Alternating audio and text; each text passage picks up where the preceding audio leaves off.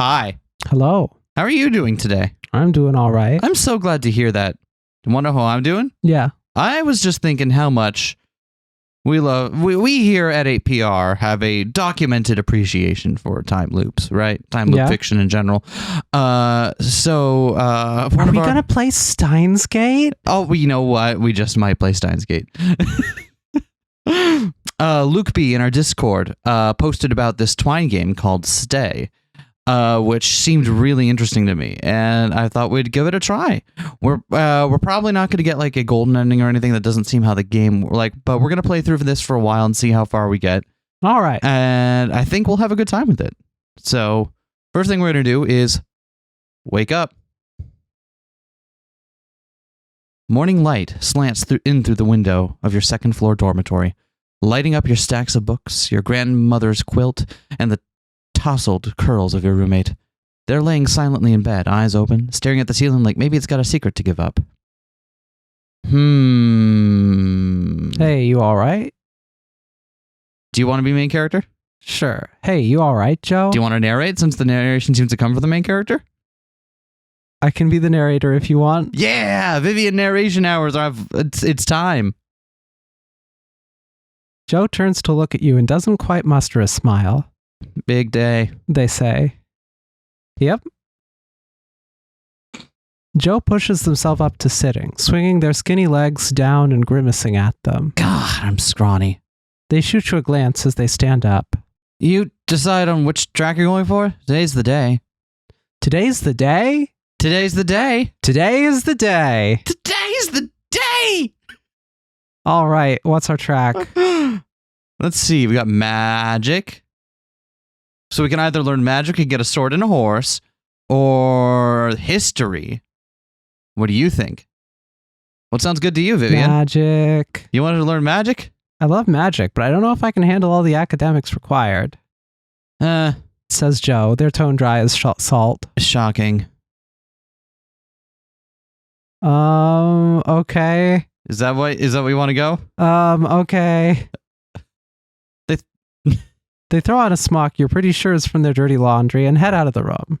Word. Let's get ready for our day and head to school. As you get ready for the day, you catch a glimpse of yourself in the mirror. You see... Are we a short lad, a gangly young woman, or a freckled person? We are a freckled person. We are a freckled person. Arguably. With? You pick one. I pick one? Yeah. I want to do... We are freckled... And we have braided hair. Cool. The walk between the squat brick buildings of... That's an E. Elia? Yep. Elia's preeminent university is cool and foggy. You get to the yard in front of the administrator's hall early, before the day's sessions have begun. You have some time to kill, and you're not the only one here early, so you consider your options. Everyone must be excited about signing up for their tracks today. Esteban is throwing knives at a post, the blades hitting with wooden thunks. He stalks over to yank them out, then stomps back to try again. His black hair is braided back from his face. Mika is blowing bubbles near a hedge. A bubble bursts with jet black sparks, and she cackles when it makes someone jump. Suzette waves at you from where she hovers beside the still closed door of the counselor's office. You approach. Who are we approaching? Or no one. Suzette, because that makes me think of crepes, Suzette, and I'm hungry. I'm not actually hungry. I just thought about crepes. We could have ate before we started. I did eat before I started. I'm not actually hungry. I just thought of crepes. So we approach Suzette. Yeah.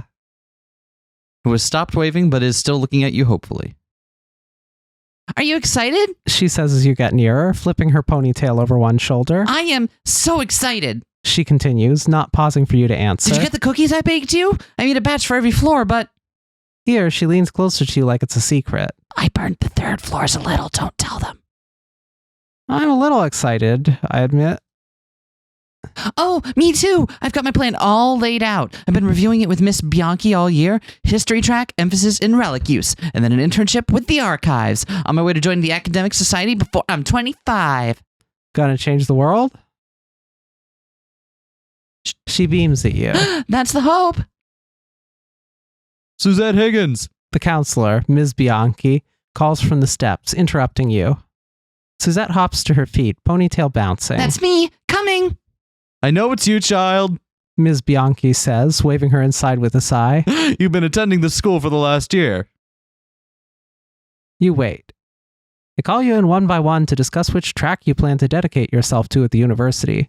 Ms. Bianchi leans forward over her desk, smelling like licorice and playing with her blue beaded necklace. Well, what do you think, sweetheart? Your grades are middling enough. You'll do fine in any of them. Magic. We're doing magic? All right. When you get back to your room that day, you find Joe in front of your mirror, slowly clipping off all their hair until it's down to a soft, fine buzz. Need some help with the back? Sure. Need some help with the back? They glance over and up at you, meeting your eyes with their reflection. Thanks. They say softly, and pass you the scissors. You leave the general education of your first year behind and launch into the specifics of your track. The magics teacher, Mrs. Gannett, is an old woman barely 5 feet tall with a strict iron gray braid swinging down between her shoulder blades. On the first day of magic class, she stares balefully out at you all as you find your seats. Who are we sitting with? Or are we sitting on our own? Let's sit in the back of the class. Really? Oh, with Micah? Yeah. Cool. You sit in the back of the class where Micah, which are we settling on? Let's go with Micah. Micah is scribbling rapidly in a notebook. As soon as the bell tower rings the hour, Mrs. Gannett clears her throat.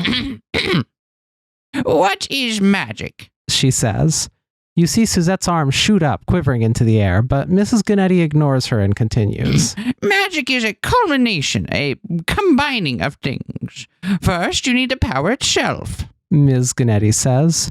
She holds a smooth, pearly stone in her hand, rolling it gently in her palm. Magical power comes from relics. Some are small like these, and others can be as large as your fist or even your head. These relics are the precious resources of our land, and we are blessed to live in a land so rich with them. She puts the stone down and continues. Thank you, stone. Next, we need the words to direct it. While many of our standard spells are in native Elian, older and often more powerful spells are written in archaic. Next, she picks up a knife. Dodge this, fucker! Is the stone on its pommel a relic too?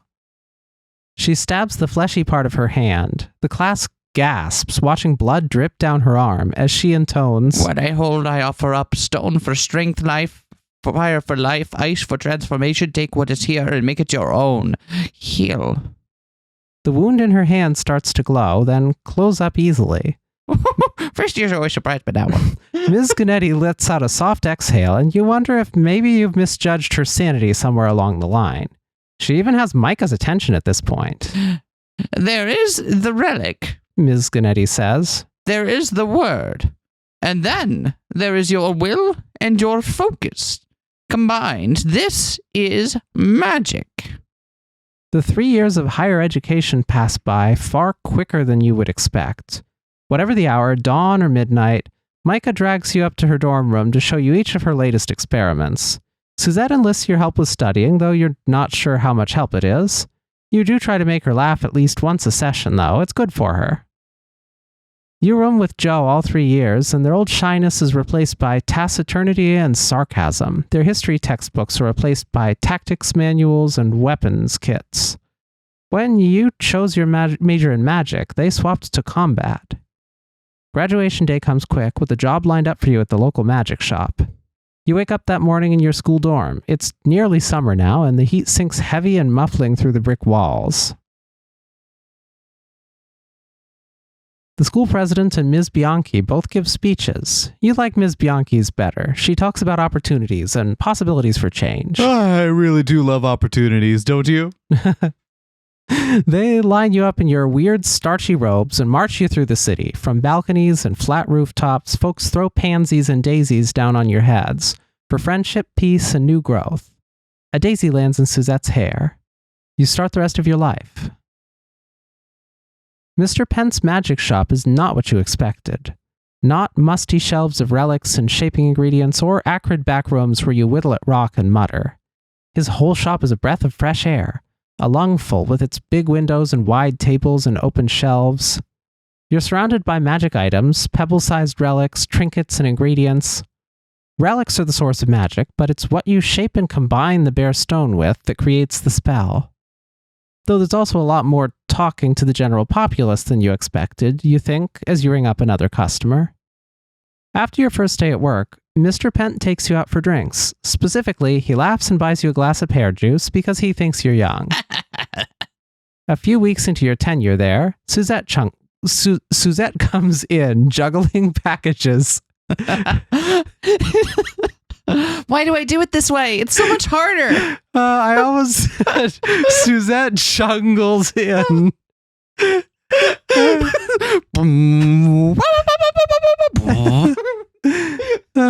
Intense synth-driven music starts playing. What are we doing? Let's smile at her. On your way to being head of literally everything yet? She turns to you like a sunflower to sun. Progress, right? I'm moving forward. How are you doing? You like the magic? Is Mr. Pent treating you okay? Mom's not head of the archives, of course, but she's head of the academic society, and they're very interested in the archives, so I get to see her lots. So that's nice, of course. Her oversight in my thesis is so helpful. She trails off, looking at you hopefully. You're going to do great, Suzette. Thanks, she says, and when she goes, she whistles her way out of the store.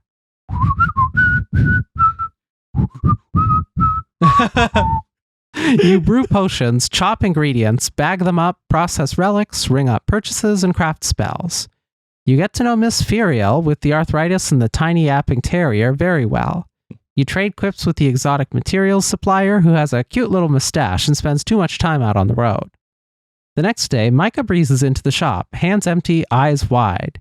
You keep on counting the inventory of swan quills until she comes up to your counter, ready. Hey! She says excitedly, How's it spotting going? you. A collection of vials, tools, and raw materials tumble out onto the surface of your cleaned counter. And I'll have these, please. She announces, like she does every week over different and varying piles of supplies. Micah, good to see you. Hey! She says. Yeah!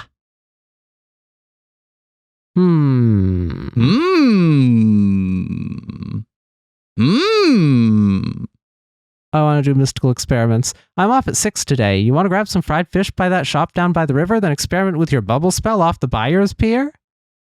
She claps her hands together, scattering her supplies on the counter. Yeah! I got one of them to be able to hold sound now. Music or just a few words. Just a snippet of it. Ooh.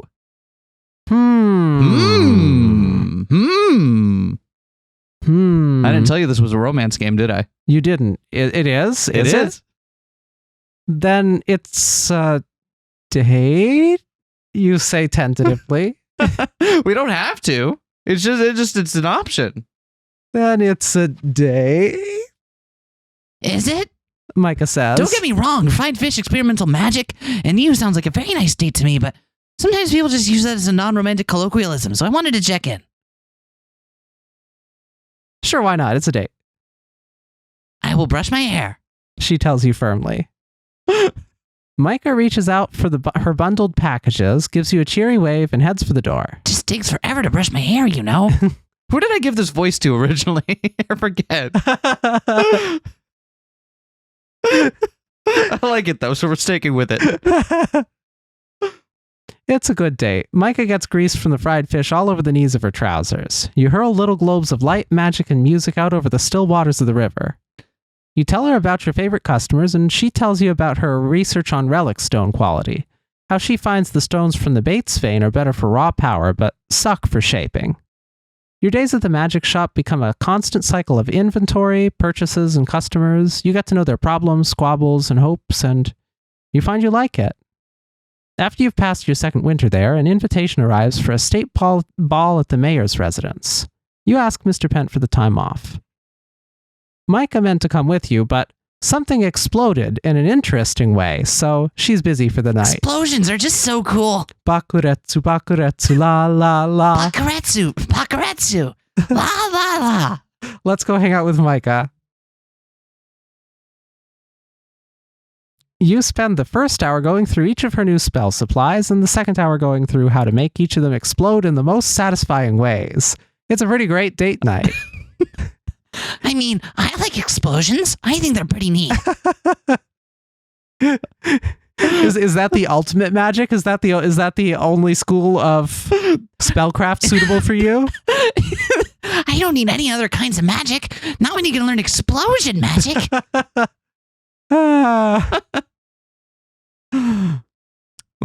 Make hot cocoa and balance chemical equations? Yeah. You do have a nice night, but in the morning, you hear the news. The city-state to the south of yours has had a score of bad harvests. The crops wither in their fields. In the unrest and unhappiness that has followed, a coup overthrew the city leaders. You'd wondered if maybe change would be good, but once they'd secured the land and goods of the old elites, the new ones turned their hungry gaze outward, northward. You were stationed in Elia, the largest... Is that an E or an F? It's an E. It's an E. Wow, I need new glasses. I'm straight up having trouble reading these letters. No, it's just it is a factor of the particular resolution and screen we're using. Okay. Yeah, like some of some of it is hard to read for us. You are stationed in Elia, the largest and arguably only true city in the valley. The city walls with their massive cyclopean stones stand ready, with the twin stone lions over the city gate guarding you all. The southerners come through the high passes, meeting heavy resistance every step of the way. When they reach the gates of Elia, they are weary. You hold the city. Your country is all steep valleys and rocky passes, green hills and tumbling icy waterfalls. The army chases the southerners in what seems like every crevice and gorge. They start you out in the medical tents, brewing and healing, but when the war gets tougher, they send you out to the front. Micah scoops you up as a research assistant as soon as they let you out of the infirmary tents. I can't work without them. She announces sternly and whisks you away into her tent. Somehow, she scored her own private tent, which, small or not, is an achievement. I like it. It's green. It's made even smaller, though, but by the sheer quantity of texts, gadgets, and spell ingredients she's stuffed it with. She turns to you, grinning as you take it all in. Come on. She says, Let's win this war. the sheer number of accidental explosions you witnessed in the first week alone gives you some clarity into how she scored a private 10. Accidental, quote marks. I mean, it's only accidental if people think you weren't intending it. The war goes on 2 years before it slowly peters out, stalling near the old borders of your countries. It takes 6 weeks to hash out the peace treaty, and you spend them back in the medical tents, getting much faster at chopping ingredients swiftly and holding people's hands gently. After the war, Esteban, a classmate from the combat track back at university, asks Suzette to marry him. They'd been stuck together out on the front lines, Suzette trying to prove something and Esteban following orders, you suspect. They say love blossoms in hard ground. You watch Suzette watch Esteban across the wide, softly lit floor of their wedding, and you suppose there are worse things to grow out of all that blood. You're almost late because Micah had an idea 15 minutes into getting dressed and ended up scribbling on the walls of her lab in a chemise and stockings, hair tumbling out of its pins, but you stumble in not quite late and already laughing. Joe, your old school roommate, drinks heavily at the bar and speaks to no one. The night ends, the last traces of the war fade. You settle back in at the magic shop. Mr. Pent has a limp after the war, and you have a burn scar all up your side, but he still buys you juice when you go out to pubs in the evenings. You let the years pass. The last day of the world starts out strangely. You wake up in your little house in Elia, which you've been living in for over a year. The olive tree in the yard taps politely on your window like it does every morning. Your whole house reeks of sulfur due to one of Micah's experiments the night before. My bad. You kiss her softly on the forehead and go to open some windows and air out the house a bit more. You're halfway through your morning muffin when Joe slams their fist on your front door. Good. They say. You're awake. Big day today. Big day? Joe, leave me and my muffin in peace. The biggest. They say. My biggest ever, I think. Everything after this Joe leans forward at this, staring straight at you. Everything after this is going to matter. Are you okay? Buster Wolf. Your weird old university roommate waves a hand at you. Scarf your muffin. It's not that good anyway. We have work to do. What work? You demand, but you follow them out into the Alliance Street. They're right, after all. It wasn't that good a muffin. I want you with me. Joe says, glancing back at you.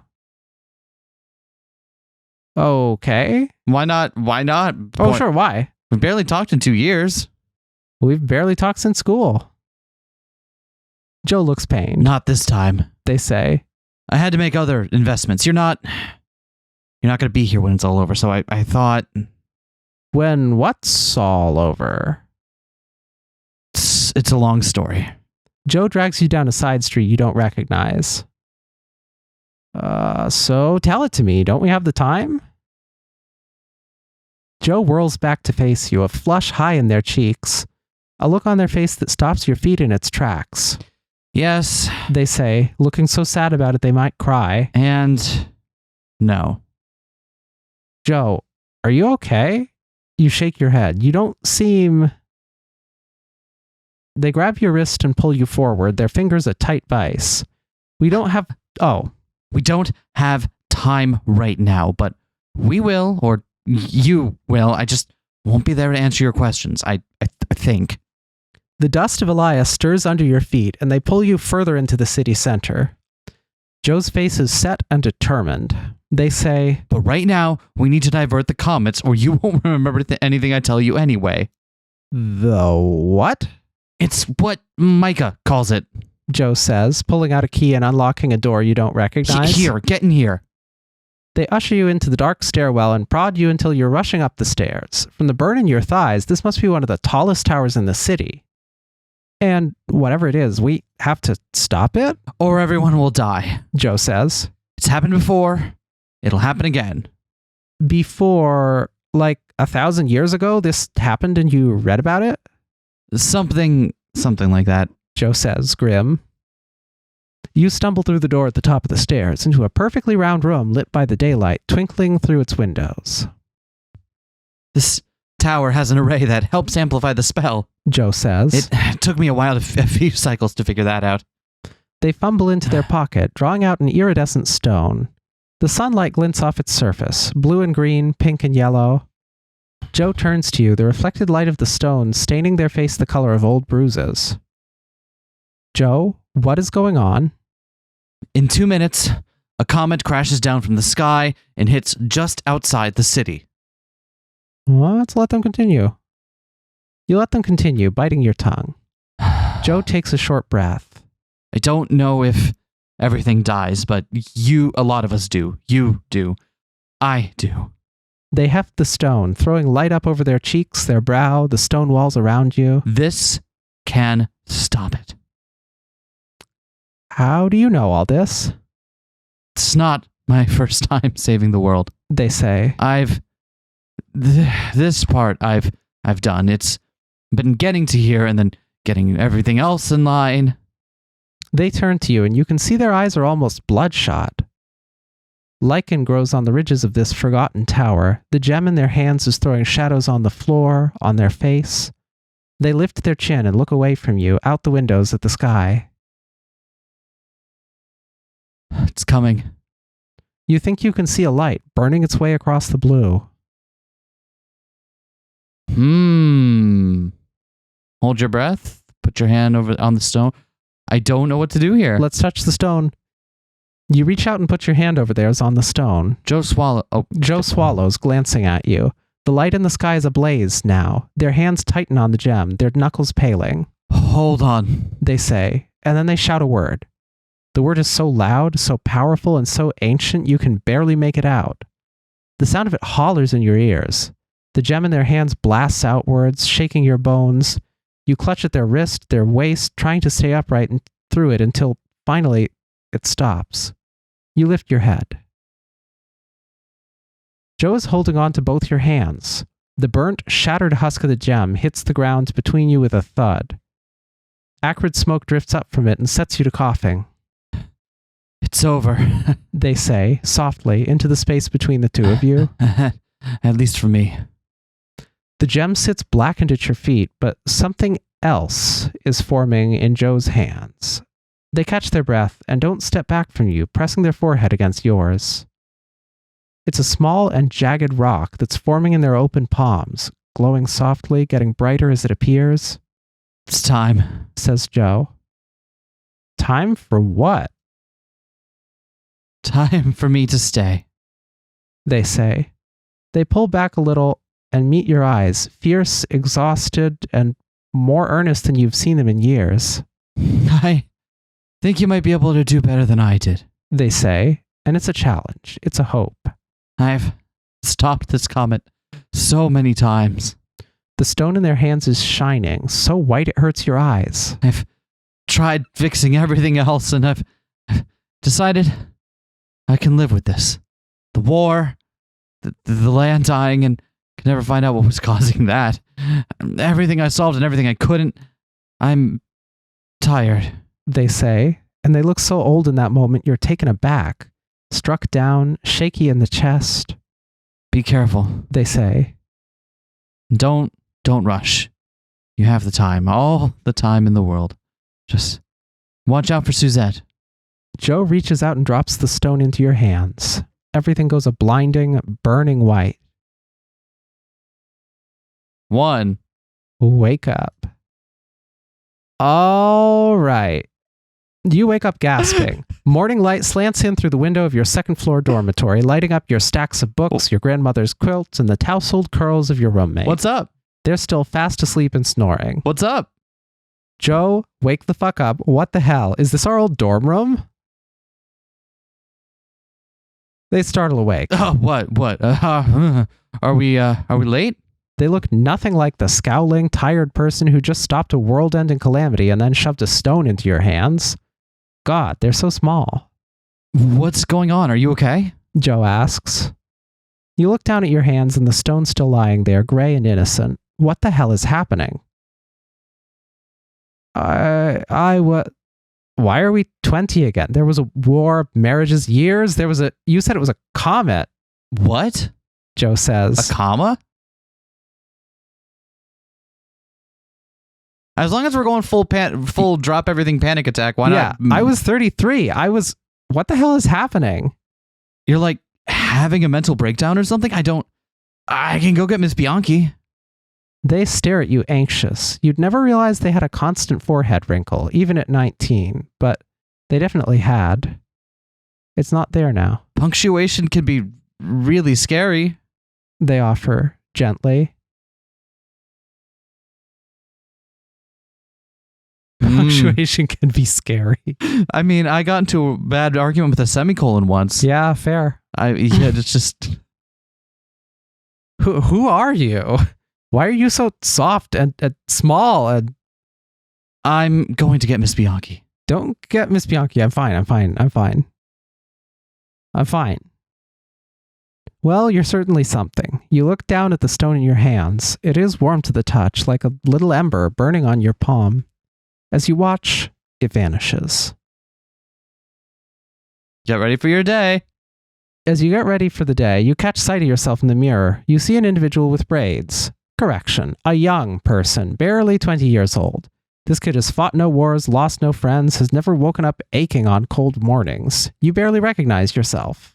Let's think about what we know. You know that Joe gave you a relic that takes you back to this day, and the world will end when the comet comes. Somehow you can stop it. Okay, let's get to work then. All right, so this is the same. Yep, this looks to be roughly the same. But not. Oh? Past her, you can see some older students talking to Joe. Joe isn't enjoying it, you think, from the way their books are clutched tight to their chest. You remember, you think, from a lifetime ago. For the first year or so of school, your roommate was shy, hesitant. After you chose your education paths, Joe seemed to change. Maybe it was exactly that morning that they changed. Interesting.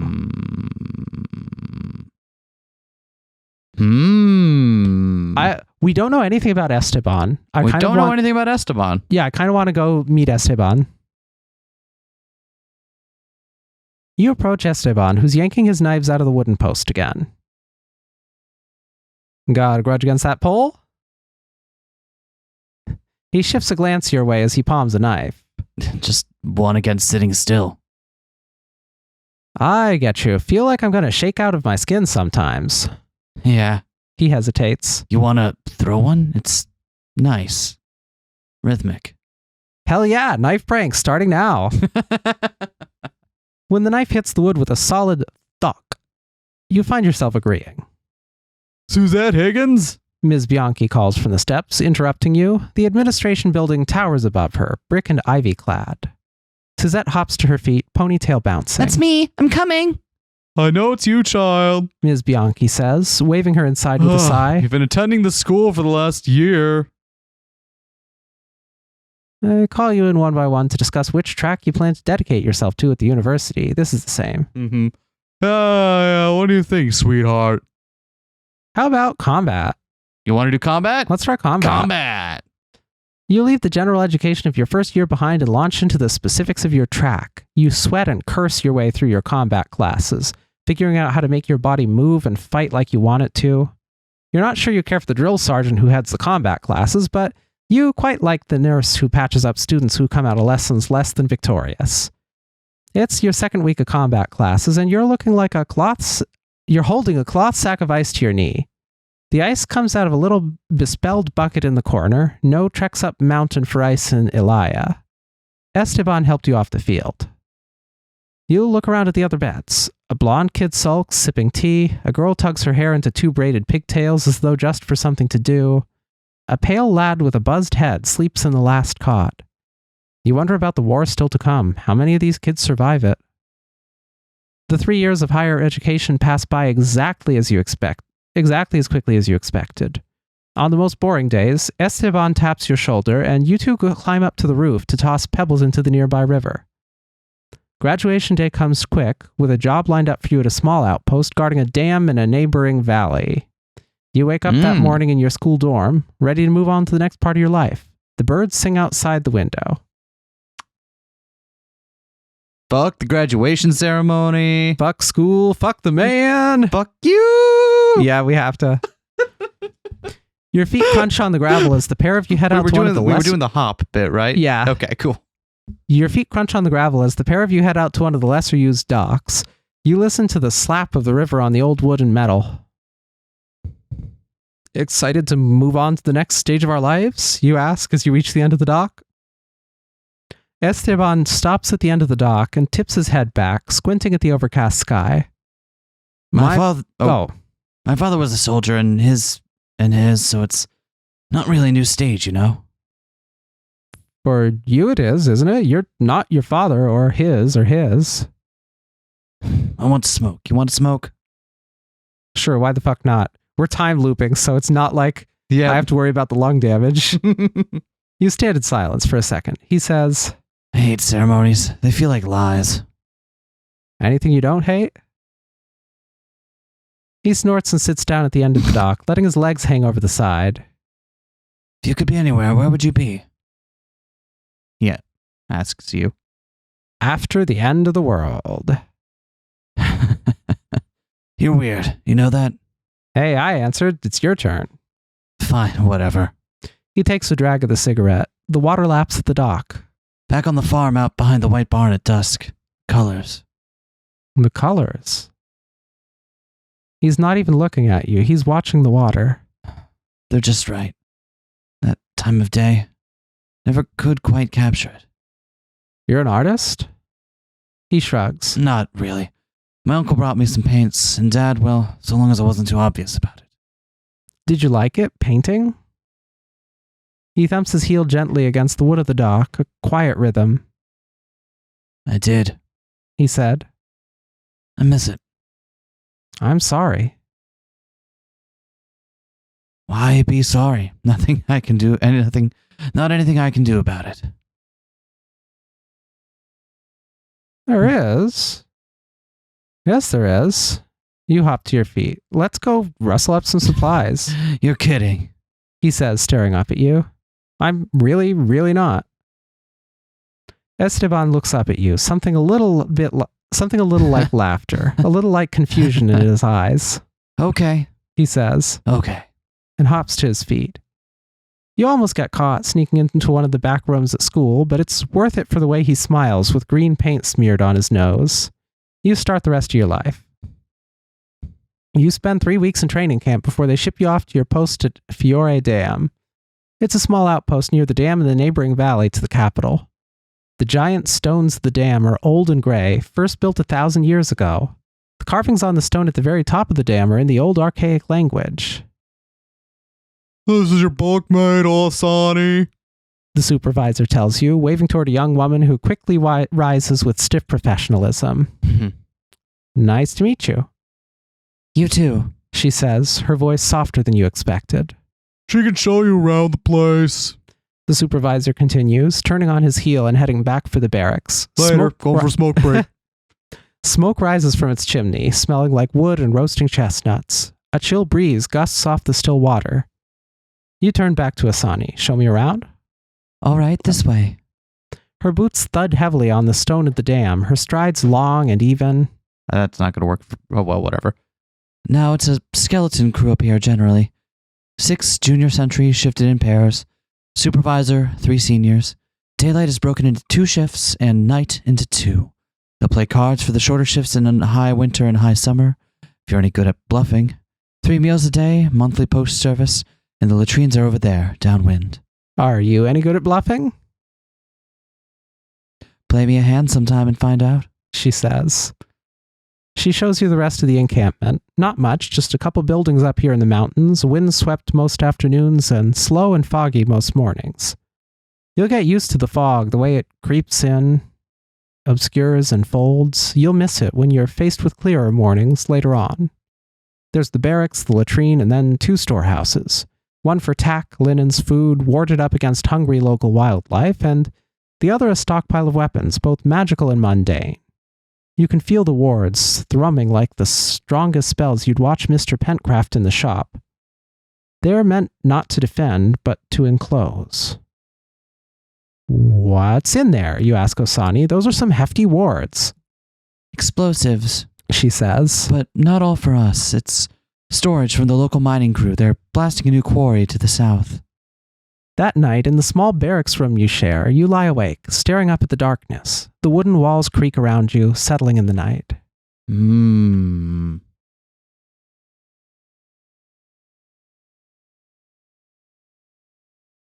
Hey, you want to sneak out to the dam? Why, The ghost, though? the one who haunts the dam?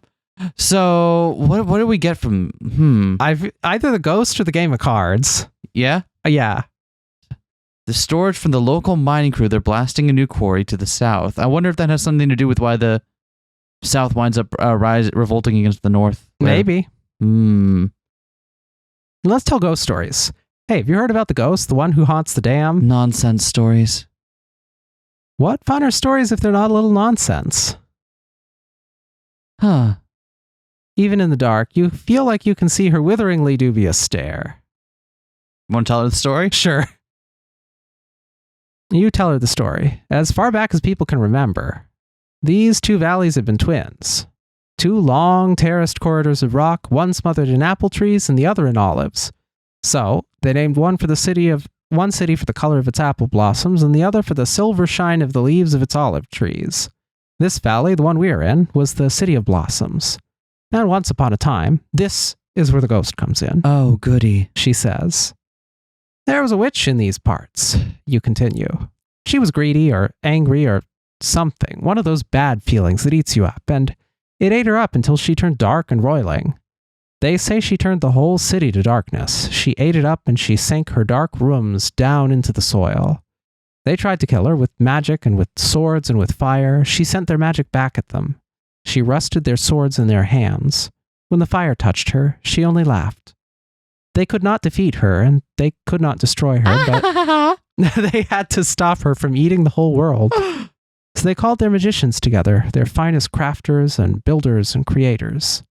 They sent warriors down into the valley, into the broken city, to distract her, while the magicians went to work. They built this dam in a single night, they say. They conjured the water from distant oceans. That's why it's a saltwater lake still to this very day. Dozens of mages died that day, burnt out by the magic, but they did it in the end. They buried her under a valley of salt water. They buried her and the apple trees and the city, and she never rose up again. For a long time, she says nothing. The darkness sits between you, quiet. Finally, she says, Some of them say it's her tears, why the water is salty. An hour later, you hope that Osani has fallen asleep. By the whistling note of her snore, you lay there in the dark, almost thinking you can hear the wash of the river water on the dam's shores. Fuck it, let's sneak out. Let's see the dam. You sneak out to the dam. The night air is cool and brisk, coming off the flat surface of the reservoir. You head across the broad stone edge of the dam. On one side of you lies still water. On the other, a steep drop into the valley below. In the distance, you see little lights from villages. You stand on the edge of the massive dam, chill wind picking at your clothes. Wonder what the bottom of the lake might look like. You wonder what the bottom of the lake might look like. The second storage building is still dripping with protective insular wards, the one stocked with explosives for the local miners' use. You pause before its locked door. Oh, I just realized what this means. Not we get a diving bell somewhere, we blow up the dam. Oh no. Oh no. Are we committing? Who cares, Yeah, right? fuck it. I Time guess we loop logic. Yeah, let's steal some Remember, morals don't apply. because it's a time loop. Okay. Yeah. You break into the storage building to steal some explosives. The explosives are laid out in neat bundles. They're different than the sort you've used in other lives and other wars, but you think you get the concept. You select a few carefully and make sure you've got the charms you need. A few to light signal flares to warn those downstream, and one to start a fire from a distance. You head back out onto the dam, hands full. We gotta do it. You set the charges and retreat to the slope above to light them from afar. Man, this got out of hand real quick. Yeah, this is not what I expected that button to do. The dam breaks like an avalanche, one stone falling first, and then a massive cascade of the rest of them. The water screams and swallows them up, hurtling down the valley below and climbing the slopes it passes. You don't know all the censuses of who lives downriver or how many, but you hope the signal flare was enough. You watch the destruction from safely up the slope from what had been the lake bed. Once the water levels have dropped, you hike down under the cover of a stealth spell. The newly revealed land is barren, but for abandoned... Oh, for all the magic we studied. Yeah. Okay. The newly revealed land is barren, but for abandoned algae that will by midday fill the whole valley with the stench of its rotting, calcified tree trunks captured under the water lifetimes ago, and stranded, dying fish. Some are still flopping. We don't have time for this. Yeah, let's continue. You step over them and continue down the path. As you approach the bottom of the valley, you can hear that cheerful burble of the stream that now remains here, flowing through the lowest point and trickling out over the ruined wreckage of the dam. You also begin to see stone blocks and beams of rotting wood, all that's left of Fiore. The main gate has long since fallen, and you step over the broken lion's head that's a twin to the ones that crown Elia's city gates. You see a word written on the broken gates of the sunken city, below the fallen lion. It's in Archaic, though, and you don't know how to read Archaic. You think it's a different word, though, than the one written on Elia's city gates. You ponder the words. But you can't read them, and the rest of the city is calling to you. Scoured down to its bare bones by water and time, only the ruins of the walls and the grids of the streets remaining, Fiore looks so much like Elia. You could imagine Elia, destroyed, abandoned, looking just like this. You've always had a good imagination. There's a clatter of stones to your left, and then a flood of darkness streams towards you. You scramble backwards. What are you? You shout. The monster screams at you. You dodge a black vine. You try to stay alive, fighting and fleeing through the broken, sodden streets of Fiore. After the third corner you've turned, where you've been blocked by writhing black hedges of vines, you realize she's driving you back towards the gates. She's pushing the intruders out of her city. What should we do? Let's... You stop in the street and turn back to her. She's on you in less than a heartbeat, and you block her blow with your sword, but her magic only wraps around it and yanks it out of your grasp. It goes clattering down the empty street. Mine. Screams the monster, who was once a woman in a city full of apple blossoms. You lunge for your sword. For one terrible second, everything hurts, but then it all goes dark. In that darkness, in that space between dying and waking, you dream of a small woman in a gray dress. She sits at a potter's wheel, humming, her hands caked in wet and drying clay. Outside, apple trees blossom. Her eyes are a dark, dark brown, and her brow is deeply furrowed. And she is so very worried about the things to come, she wishes to wake up. Wake up. Grabbers, put on a little makeup. Let's try having a quiet panic attack this time. And studying history. It would have helped if we knew archaic. Yeah. I didn't expect that to be a thing we would do. Yeah. I don't know where we picked up the story, but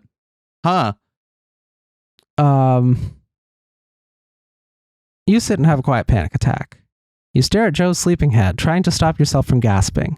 You do your best to be quiet and not wake Joe. Your breath rattles in your chest, your wrists quiver with your heartbeat. Again, the rock you woke up clutching slowly vanishes from your hands. As you get ready for the day, you catch sight of yourself in the mirror. You see an individual with braids. Think about what you know. okay. You know that Joe gave you a relic. The world will end when the comet comes. You know there's a monster that lives under the lake. Okay, let's get to work then. Interesting. So I like this feature. The feature where it'll let you help you with everything that you've learned. Yeah. So I guess we got to study history now. I guess, yeah. So this is all the same, right? Who is it that studies history? Suzette. Suzette studies history? Yep. Okay.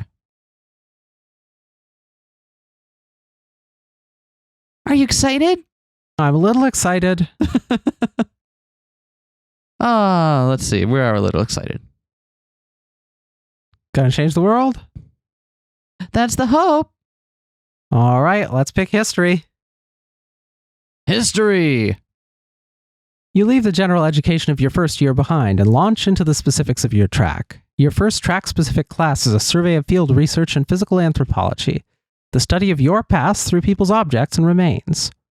Joe slips into the seat next to you with a small nod. You ready? You nod. Mr. Tate, a boisterous, sunburned man who keeps flipping his yellow hair up out of his eyes, waves cheerily from the front of the room. He paces back and forth across the front of the classroom. I only have so many that orally distinct voices, all right? If everyone's going to get a different voice, at some point they're going to get exaggerated, all right?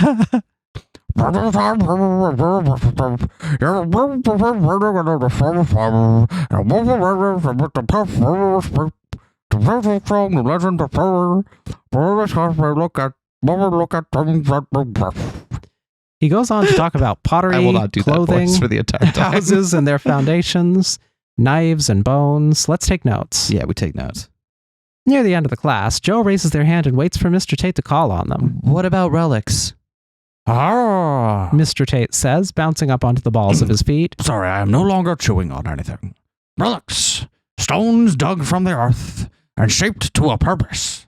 Oh, and how fascinating the shapings we still know and the shapings we've forgotten. For we, He says, fixing the whole class with one severe, sweeping glance, undercut a bit by the sunburn peeling off his nose. we are a civilization steeped in forgetting. Joe nods and lowers their head, taking their notes in that fine, careful penmanship.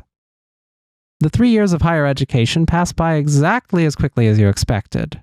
Suzette enlists your help with studying, though you're not sure how much help it is. You do try to make her laugh at least once a session, though. It's good for her. Graduation day comes quick, with a job lined up for you at the Elia Archives. You wake up that morning in your school dorm, tired Honestly, the and most cranky. unrealistic part of this game is having a job lined up for you at a university. Oh, yeah. Although, to be fair, the first one did put you in a service industry position, and the second one did have you sign up for the army. Right, but the fact that it's even there for you and basically guaranteed, you know what I mean? And at least relevant to what you were studying. I wonder if we get better jobs if we redo tracks with prior knowledge because we do better in the courses. Maybe. Let's go to our grad ceremony. That's the same. This is the same.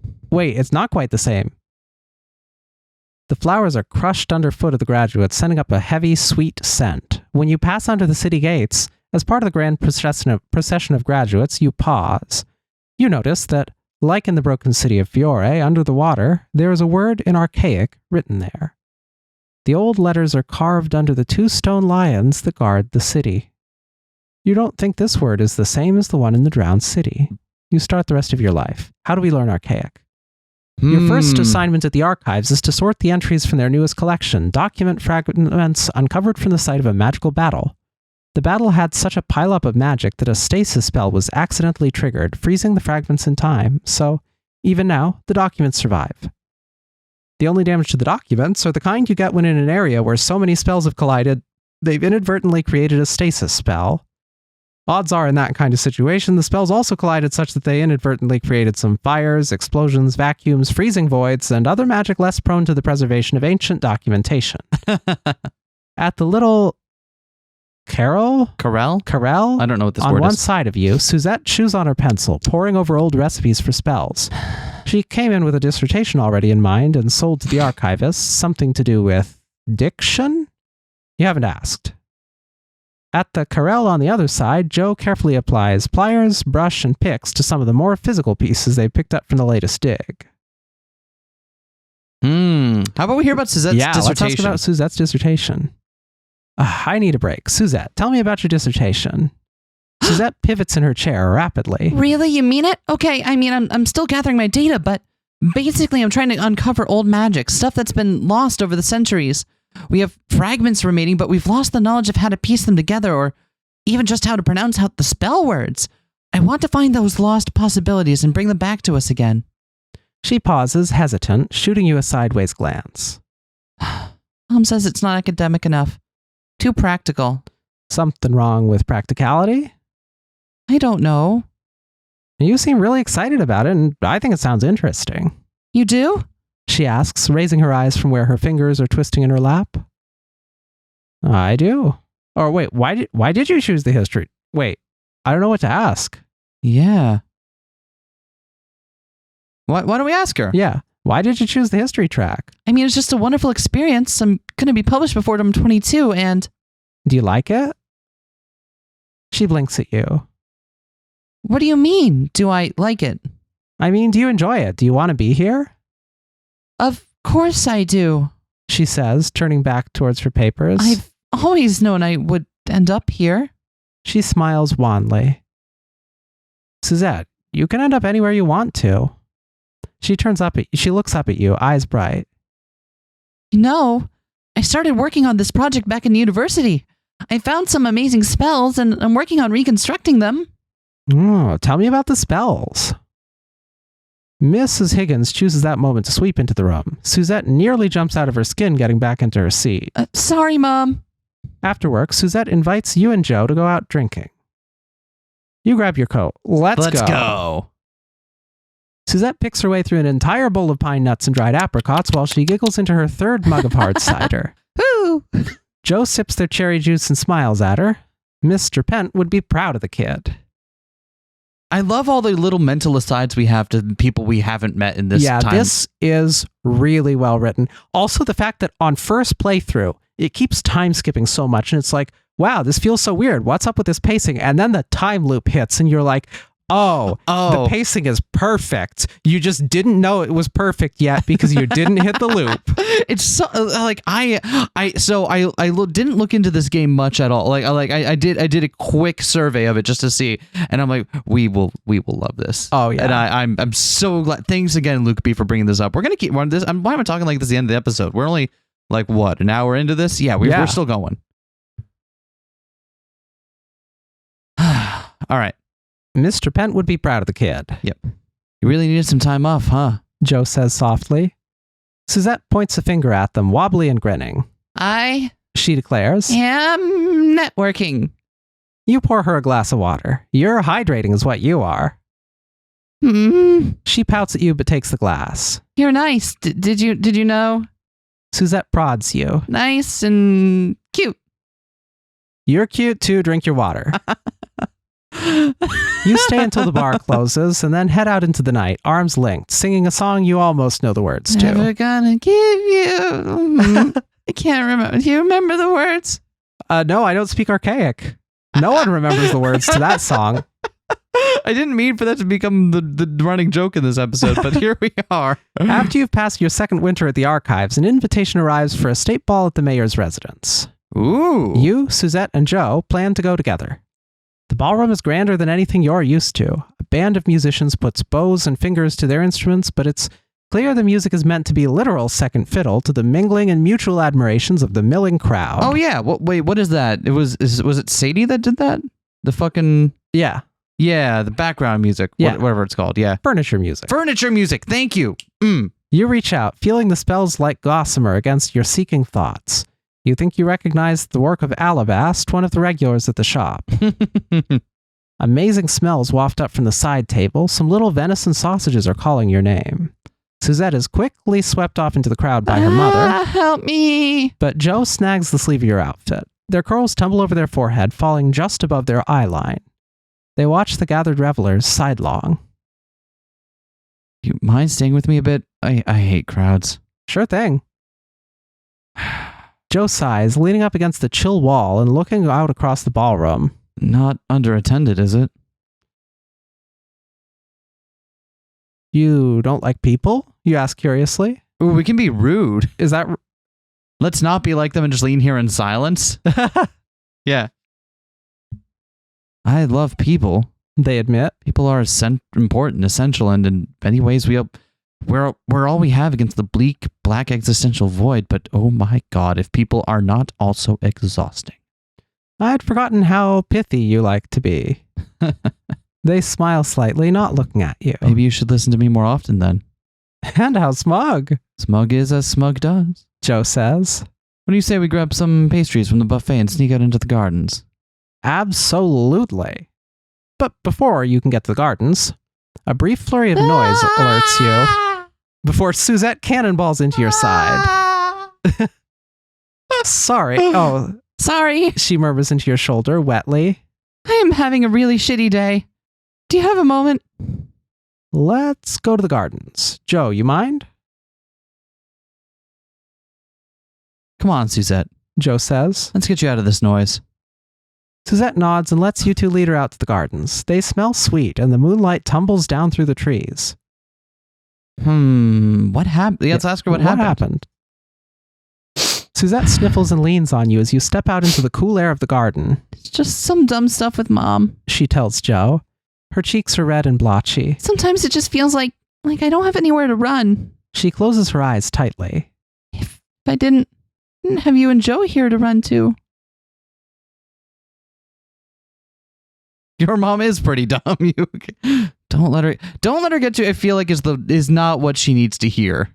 Okay, yeah. You know what I mean? It's hard for me to tell which of these is correct because the other one sounds like yes, let's insult your mom and hope that goes over well. Yeah, and maybe yeah, it doesn't. but Let's go with that one. the thing is, it's so hard to tell whether or not someone is just like, yeah, let's just commiserate for a moment, you know? Yeah. Because sometimes, like, whether or not you mean it, just like the shared moment of like, yeah.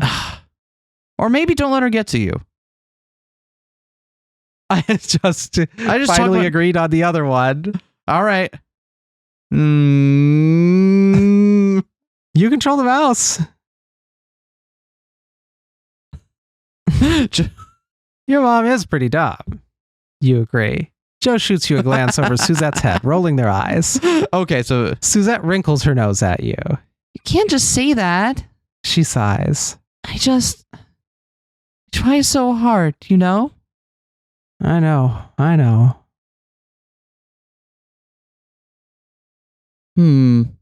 Hug time? Hug time? You settle your arm around her shoulders.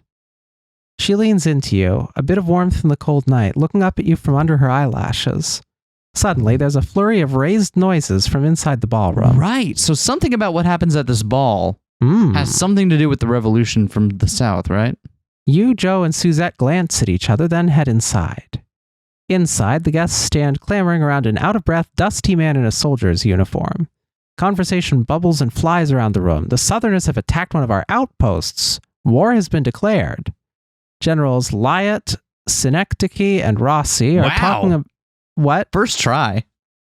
Yeah, it's in upstate New York. That's how I remember it too. It sounds like Schenectady. Generals Lyot, Synecdoche, and Rossi are heading to a back room, heads already bowed together. Suzette tugs on your sleeve. We gotta get back to the archives. Prepare for war. The city-state to the south of yours has had a score of bad harvests. The crops withered in their fields. I wonder if I wonder if some of that has to do with the fact that we've damming all the water. I mean, it is Probably. salt water for some reason, but I don't know what to make of this. I don't know how this flies in with the dam thing we know about. Yeah. You'd wondered once if maybe change would be good. You were far enough away from the blood of it to carry that wonder in you easily, but once they'd secured the land and the goods of the old elites, the new ones turned their hungry gaze outwards, northward. You were stationed in Elia, the largest and arguably only true city in the valley. The city walls with their massive cyclopean stones stand ready, with the twin stone lions over the city gate guarding you all. The days blur together with shifts and napping in the back of the archives. The generals send their troops to guard the southern passes. The western passes are clogged with snow and will be until mid-spring, your country's natural protections. But it's a mild winter and an early spring.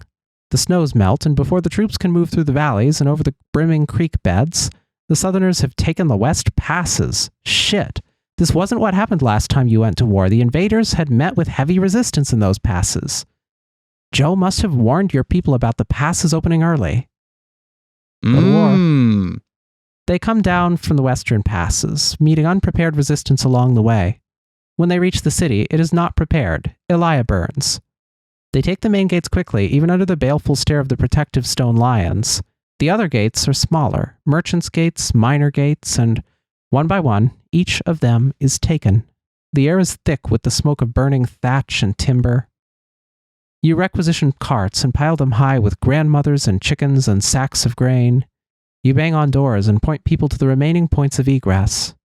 Every time you see an olive tree burning, you think of the years that went into growing its twisted shape. Let's flee. Yeah, let's flee the city. You head out with one of the last groups. Others have gone before you, seeking shelter in the hills and crevices of your land. Only a single gate remains open, and you can hear the clash and shout as they try to take it. There's fighting up on the wall and around you in the streets. You lash out with a spell of force, throwing two attackers backwards. Joe is among these final groups, with a donkey and a massive load of bags you know contains more books and records than it does food or medicine or practicalities. You can see them crying, but they grab your hand when they spot you, pushing through the crowd to reach you. Come on, we have to go. Up on the walls, you see the flash of Esteban's sword. He will hold the final gate until the end. You let Joe pull you away. The population of Elia splinters into the hills. There are ancient olive groves and secluded villages where life revolves around their herds of goats. These all take in those who they can. The mountains take in the rest, their caves and crannies, the fish of their rivers, and the berries and roots of their woods. In the valleys, the crops burn in their fields. Not everyone is able to run. After a few days on the run, you stumble upon a group of civilians, city slickers who can't tell a poison mushroom from a bird's nest. But they've got kids and old folks, and while you feel 1 billion years old with exhaustion, you're not actually an asshole. You share a quick glance with Joe, who grins at the expression on your face and turns back to their donkey. Okay. You say with a sigh. Who wants... Oh, that's Who you. wants to learn how to light a campfire? You can use Mr. Pencil to hide, light, allow heat spell to shield it. You survive. It's 6 months before your camp is stumbled upon by an Elian scout. Oh, you're alive! They exclaim. You think vaguely. They might have been the year below you in school, but you don't remember their name. Come on, we're a few miles up the valley. You rejoin the main camp. You settle into your duties there, too, sorting relics with Joe, counting supplies, managing the day-to-day life of camp. You keep people fed, and when you can, you keep them happy.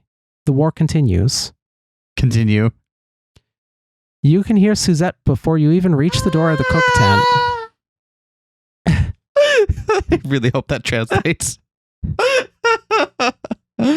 You don't send a novice in to do delicate work. You hear her snap. You don't chew them out when they come back empty-handed. You praise the fact that they lived when their commanding officer directed them into a foolhardy, shitty play. After the long months of war, she sounds more sturdy, more certain, not less so. It sounds good on her. When you duck into the cook tent, hit full on in the face with the smell of meat and yeasted bread, you see Suzette standing with hands on hips, glaring up at a man of easily twice her girth. He sneers. And what would you know of? She cuts him off. What would you know, Roger? You're emergent with delusions. Your stock and your caravans don't make you an expert in war. And anyway, they burned back home just like everyone else's.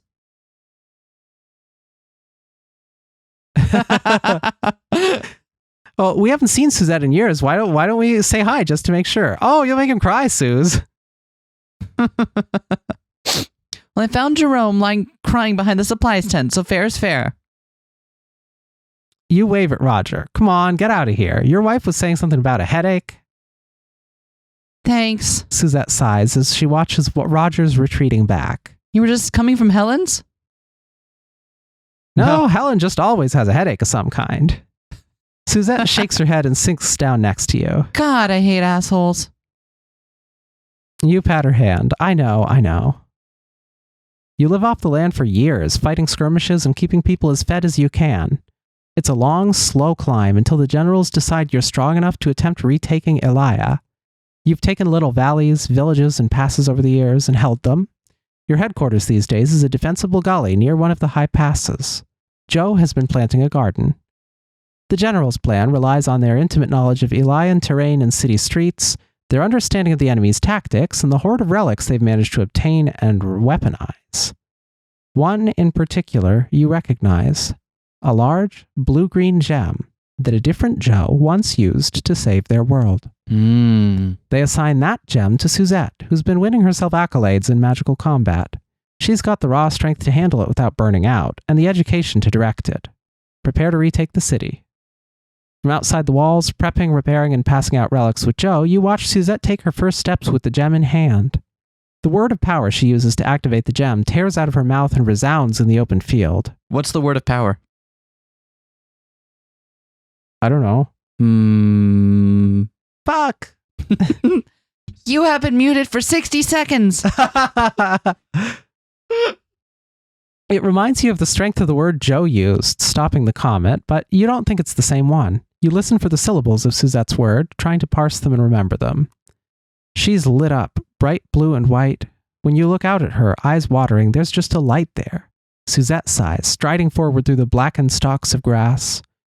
Even with Suzette raining focused destruction down on people's heads, it's a hard, long fight. It spills off the walls into the city and out into the fields. When armed soldiers come for your field outpost, you leave Joe with the relics and go out. You grab a spare sword and ignore the folks calling you scholar. At almost high noon, a massive explosion rocks you off your feet and into a startled Joe. Smoke plumes up from the eastern wall. Stone dust settles in the shocked, silent air.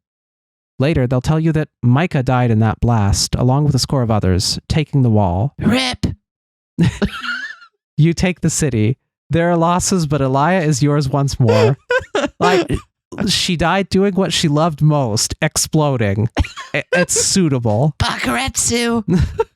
The gem crumples into blackened shards once Suzette is done with it. You stare at them exhausted. The comet is still coming. Esteban is buried beside his uncles and his grandfathers, all casualties of older wars, all noble servants of Elia. You wonder if he would have liked that or not. The stone of the grave marker is white and immaculate. You sneak out one night and streak a little paint on the back of it. Micah's grandmother stands tall and silent at her only granddaughter's wake, statuesque and foreboding against the green hill and white flowers.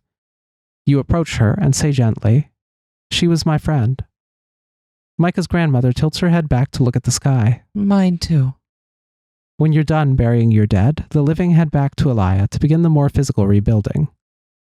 Once things have settled down, Suzette asks you to marry her, and you say, "Yes, comma," and she smiles. The wedding is small and sweet. Joe smiles at you both, tearful, flowers tucked in their curls.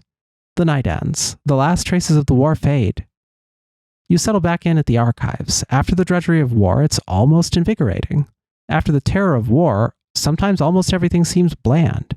You get tea with Suzette and find a local bakery with excellent scones run by an old schoolmate of yours who had decided that the academic path was not for her. You let the years pass. The last day of the world begins quietly. There's no Joe with their buzzed hair and insistent knock. You just wake up to the olive tree tapping at your window, and you know. Suzette is asleep next to you, her chest covered with the documents she'd passed out reviewing, ink staining her thumb. You pluck the papers off her gently and set them on the side table. We don't have any way. We don't have whatever gem was used here. Yeah, we don't. So we'll probably just die and get sent back. Well, let's hope that's how. Well, I guess we did die once, and that's Hey, how it worked. babe, wake up. World's ending. Well, I feel like we should. Well, I guess the thing is, do we think it's nicer to let her sleep and be confused when the world ends, or? I don't know. Let's see what happens if we nudge her awake. You nudge her awake. You don't have the magical stone that Joe used once upon a time. You don't have any way to stop the end of the world that you know is coming. You hike out alone to your favorite spot? After waking her up? I guess we spend the last... fuck it. You spend these last hours with Suzette. Suzette's meant to be neck deep in work, but you wheedle and cajole her until you can drag her out for a drink. It's barely past breakfast time. She protests. Getting soft in your old age, Higgins, you demand, which makes her laugh. And it's nice. It's nice to have a little laughter at the end of it all. When the comet comes, you're inside your favorite pub, tossing empty pistachio shells into an empty mug. She's winning. You're letting her win. A magical flare from the comet hits your sector of the city, and you both go up like smoke. Wake up. Next time the comet comes, we should try hiking away and see.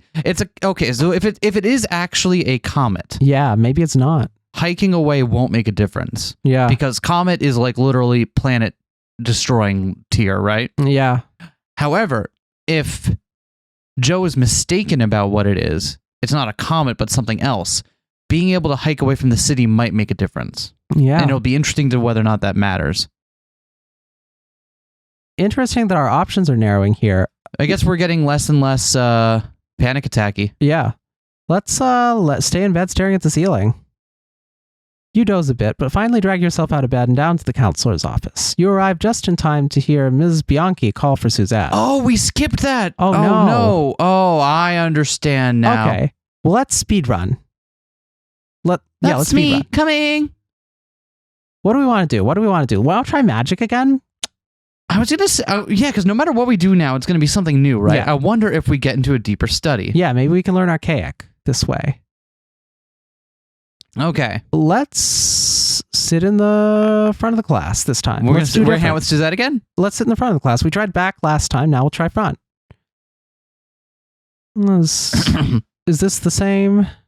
Yeah, what voice did I give Nettie? Did I give her like the old grandma? What is magic? I did. Yes, okay. This looks all the same. Yep. You know what's coming. You divert your eyes.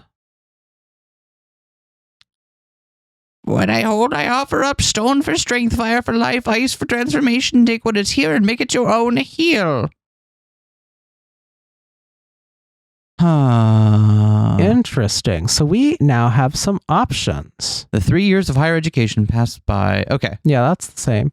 We can either teach Suzette how to knit or ask to see the relics.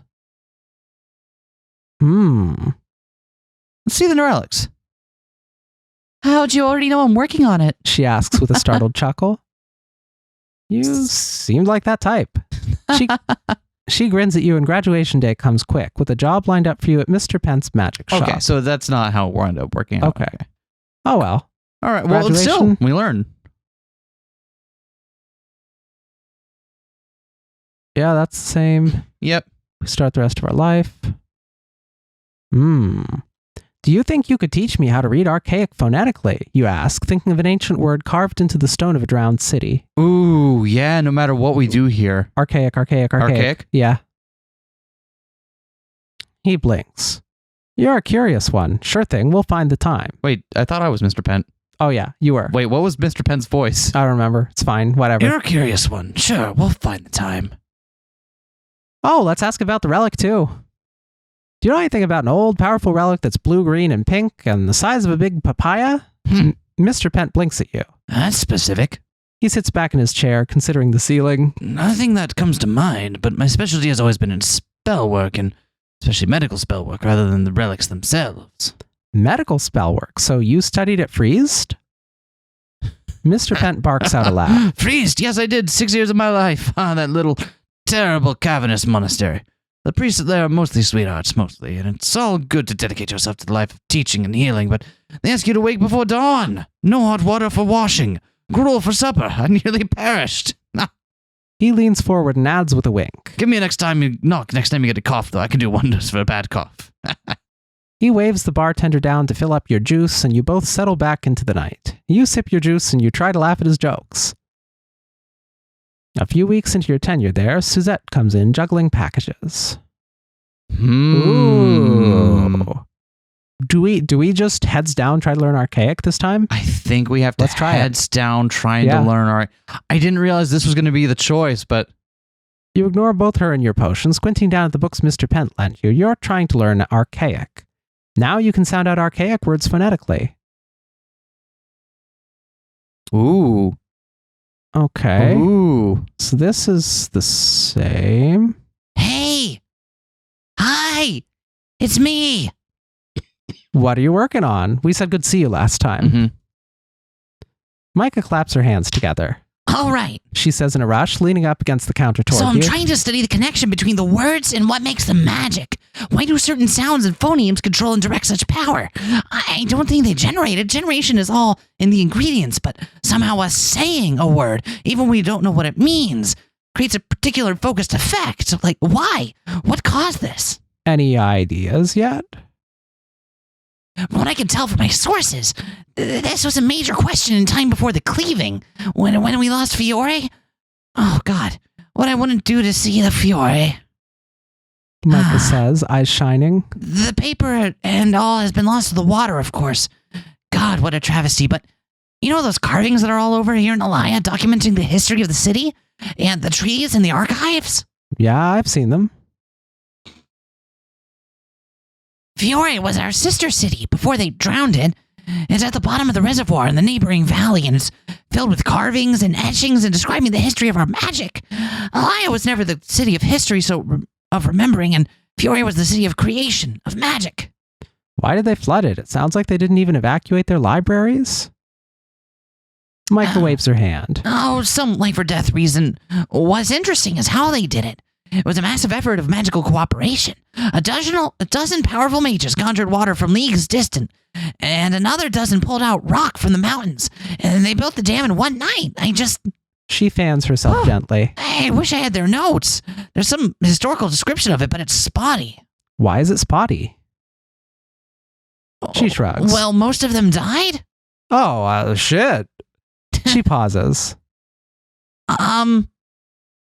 Would you want to come over and check out my lab sometime? I don't know. What do we want to do? Do we want to say we're busy and then focus on Archaic or what? I feel like, like this might just be the route where we buckle down and just... Let's try that. Let's see what happens. Pretty busy, but thanks, Micah. You ring up her purchases and hand her her receipt. Your days at the magic shop become a constant cycle of inventory, purchases, Archaic studies, and customers. They blur before your eyes, a flood of names and petty wishes and bland faces. All right. After you've passed your second winter there, that's the same. You ask Mr. Pent for the time off. Oh, hey, this is new. Yep. Laughter and the bright, stilted conversations of people trying too hard rises up and fills the space. The room is massive, cavernous. How is this anyone's residence? Amazing smells waft up from the side table. Stuffed squash blossoms are calling your name. You head to the buffet. There are little cucumber slices with cheese, and you think you might be in love. What are we, some kind of kappa? A sudden explosion knocks you to your knees. A flurry of screams rises up from the far room. Oh, because last time this happened, we were outside, so we didn't know about the explosion. Was there an explosion? Was there an explosion? Let's head for the sound of the screams. Let's charge right in. Charge right in? The vines grasp at ankles and skirts. You watch one young man get pulled down and sucked backwards. Spots along the vines burst with red magic like a mockery of flowers, burning everything they touch. Flames flicker up the draperies. You can smell both wood and flesh burning. In the wake of all this, Suzette Higgins steps out of the splintered kitchen doorway. Black vines tumble from her wrists. Red light streams out of her gouged eye sockets. Mr. Pence steps up out of the crowd, hurling a spell at Suzette. It shatters at her feet, sending up golden vines of his own to wrap around her. You can see the black already eating away at them. You! He shouts over the din. You know her, didn't you? What's her name? What did she wish for? What did she wish for? Suzette, you shout back to him. What does a wish have to do with any of this? Mr. Pent hollers back. It's a spell. An old spell. It grants wishes for a price. Suzette tears through the last of his golden binding spell, ooze surging towards you on the floor, along the floor. You hurl a stasis spell at it, only slowing its progress. What do we do? We need to know her name and her wish. Mr. Pence says. He dodges an explosion of red burning magic. It singes his green coat. There's a vanquishing spell for this type of thing. You look at Suzette bearing down on you, and almost unrecognizable now, except you know the curve of that cheek, the bounce of the few strands of hair that remain. Her wish? I don't know. I wonder what. So by not really talking to Suzette this time, is this what? Yeah, I don't know. He looks grim. I'll try it with just her name then. He reaches into his pocket and draws out a glass orb glowing a dark ruby red. You can feel something like heat rolling off of it in waves. When he speaks, though he's not at all shouting, his voice booms around the chambers of the ballroom. Suzette, He says, I banish thee and I vanquish thee. By the hands of that acted, the heart that wanted, the ears that filled with dark greed, I cast you out. I lay you to rest. The red glass shatters in his hand, cutting into his palm, and he drops it with a shout. Blood drips from his closed fist while his magic slams uselessly into the roiling tide of black. He turns to you. I'm sorry, kid. We tried. A glob of Suzette's magic hits him in the chest. Next, deep red spilling down his doublet. More black ooze vomits from Suzette's hands, her chest, her ears. It surges for you, and for one terrible, endless moment, everything hurts. 4. You wake up screaming. Joe jolts awake. They stare across the room at you with wide-eyed and decades younger than you feel. Are you all right? They ask once they catch their breath. Did you have a nightmare? Yeah. You rasp. A nightmare. They nod sympathetically. I'll get you some water. It helps some. You still smell smoke. Get ready for your day. Oh, this is great. Yeah. Oh, we've got some. Let's keep going. Let's think about what we know. Did we learn anything useful now? We learned archaic. Right? Yeah. So let's see. What is? Ooh. Joe gave you a relic that takes you back to this day. Right. World End of the comet comes. Somehow you can stop it. Remember the relic Joe had used to stop the comet. You've seen it again in Suzette's hands during the war, burnt up with use. You know about Fiore, the drowned city full of history, magical artifacts, and hidden knowledge. You know how to read the archaic language of these magical words. You know there's a monster that lives under the lake. You know that Suzette may attack everyone at the ball with an explosion of dark, weird magic. Japan from the magic shop seemed to know what was going on. Interesting. So, probably the whole thing where we were like, oh, hey, Suzette, you're having a bad day? Let's bounce. Let's go hang out in the garden is probably why that didn't happen last time round. Maybe, yeah. What should we do this time? Let's talk to Joe. We haven't talked to Joe yet in this segment. We haven't talked to Joe or sat alone and read. So let's try talking to Joe. You sit by yourself and read the first chapter of Fire and Blue in the Deeps, an epic romance. One of these days we'll read that. Yeah. Oh, it's the shrimp. One of the boys is saying to Joe. Squirming into our classes, sucking up to the teachers, ruining the curve. How should we handle this? Whoa. The pettiness of youth. Let's take the high road. The pettiness of the youth. Come on, Joe. Don't give him the time of day. Let's go. Is your little buddy come to defend your honor? You two nitwits are roommates, right? Oh, they're roommates! Croons the second kid. You're not entirely sure of his name, but they're both in the upper grade classes Joe has been taking. Talk shit, get hit, bud. Yeah. Talk shit, get hit, bud. Leave us be. Joe eyes you sidelong as you steer them away from the boys, who are approximating flycatchers with their open mouths. You really don't remember anything? Okay. There's still a line. Really got it. They offer. Thanks. And you're welcome. You really got to say it like it's a question? Yeah. Or just, yeah, it's no trouble. You excited?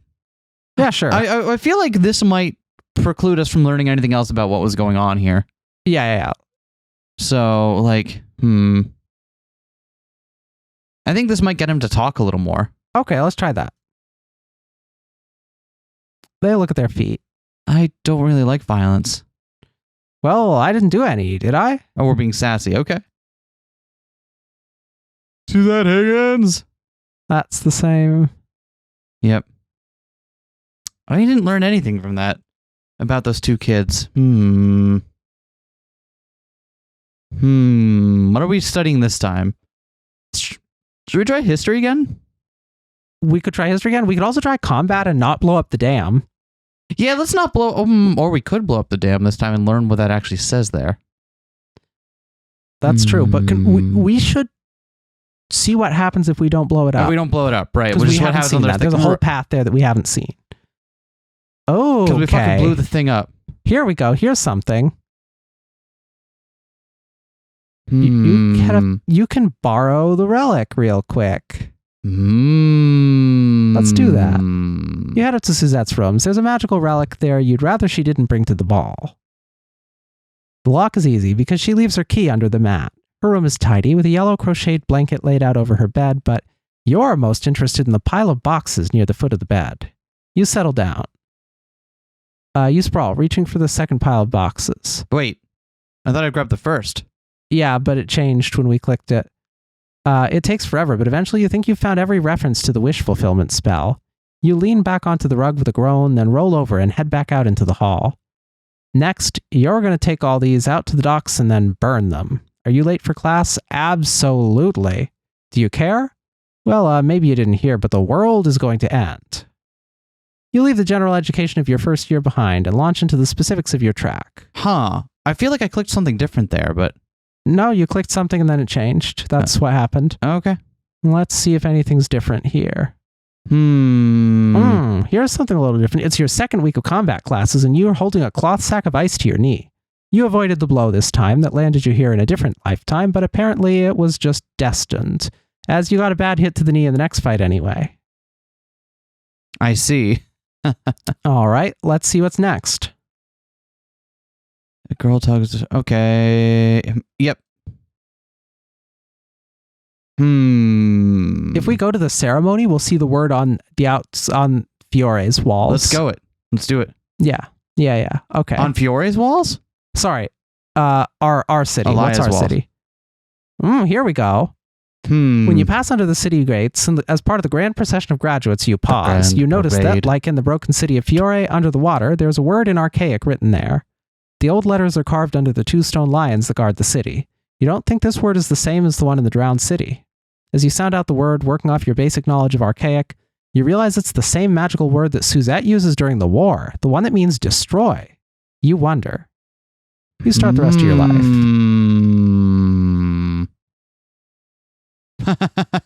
They're almost worse than they were the first time.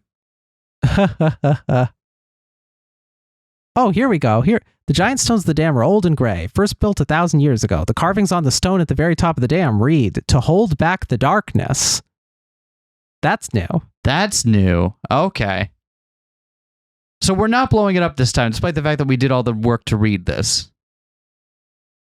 We could if we want to. I feel like as soon as we do that, that's everything we need there. Okay, let's do that then. Let's blow it up. Let's blow it up. Let's blow it up. Let's just blow it up. Speed run it, blow it up. You too. All right, show me around. Much better than Upwind. Much better than Upwind. She laughs at that, a quiet little snort. Right, this is all the same. Well, let's try play up a game of cards. Unless that makes it be too late for us to sneak out. What if we try? What if we try? Well? Want to play a game of cards? She shifts a little in the darkness and then sits up and lights a lamp with a whispered spell. You deal. Her eyes glint back in the darkness, and you swear she's almost smiling. Tell me about yourself, you say as you lay out the cards. She eyes you, and it seems uncertain. I'm the youngest and tallest of 12 sisters, she says. Well, that certainly is a goddamn statement. Okay, I feel like maybe that won't help us. Is that where you learn magic? You gesture at the candle flame. What do you mean? How does that follow? I don't know. It's just small stuff. She says. I picked it up in the scouts mostly. You were a summer scout before you joined the militia? Takes a lot of work even. Okay. Oh, wait. I was going to say it takes a lot of work, even small spells like that. Sure, let's say that. Let's do that. Thanks. She says, soft. She wins by a lot. You both turn in after bundling into the scratchy blankets of your cots. An hour later, you hope that Osani has fallen asleep. Okay. Want to blow it up? Let's blow it up. Let's blow up the dam. Steal. All right. Let's go. What if we put the fish out of its misery this time? There are a lot of fish. You will smell for days, assuming you survive this one. Oh, here we go. As you approach the bottom of the valley, you can hear the cheerful burble of the stream that now remains here, flowing through the lowest point and trickling out over the ruined wreckage of the dam. You also begin to see stone blocks and beams of rotting wood, all that's left of Fiore. The main gate has long since fallen, and you step over the broken lion's head that's a twin to the ones that crown Elia's city gates. As you pass by the broken city gates, you note the lion, but you also squat down to consider the archaic words carved beneath it. It's slow-going, but you puzzle it out. It's an old word for protect. You mouth the syllables quietly to yourself. Scoured down to its bare bones by water and time, only the ruins of the walls and the grids of the streets remaining. Fiore looks so much like Elia. You could imagine Elia, destroyed, abandoned, looking just like this. You've always had a good imagination. There's a clatter of stones to your left, and then a flood of darkness streams towards you. It's more massive and terrifying than those first dark sprouts of Suzette's. Those were seedlings, and this is a choking seaweed forest of darkness and death. Hooray. Why can't I choose anything? Did we hit the bottom of the page or something? Maybe. Oh. What? Let's drop a, What just happened there? I'm just going to hit the save button real quick. Overwrite save file? Okay. Cool. Save successful. I wonder if we've hit the longest this will go in one. What is iron? Oh, that's the, okay. Let's try loading. Load save file. Load successful.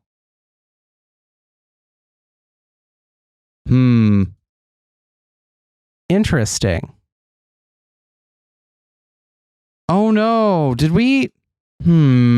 I suppose there's something that doesn't have that has a bug in it. That's fine. Oh no, well that's unfortunate. Well, let's see. It looks like there. What's that selector on the top left? What happens if we select 5? What happens?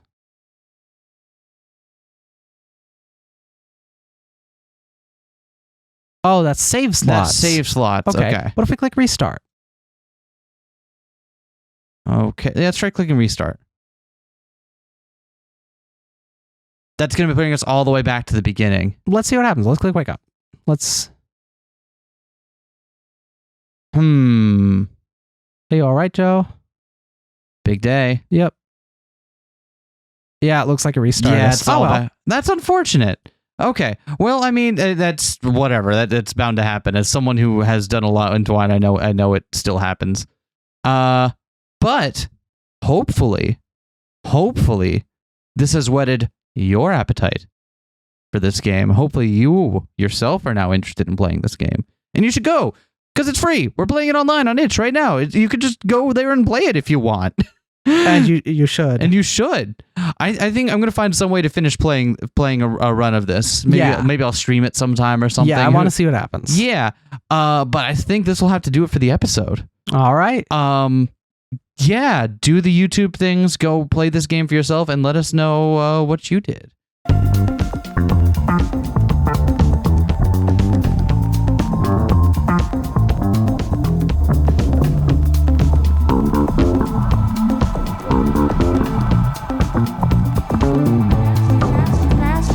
Smash that like, comment and subscribe.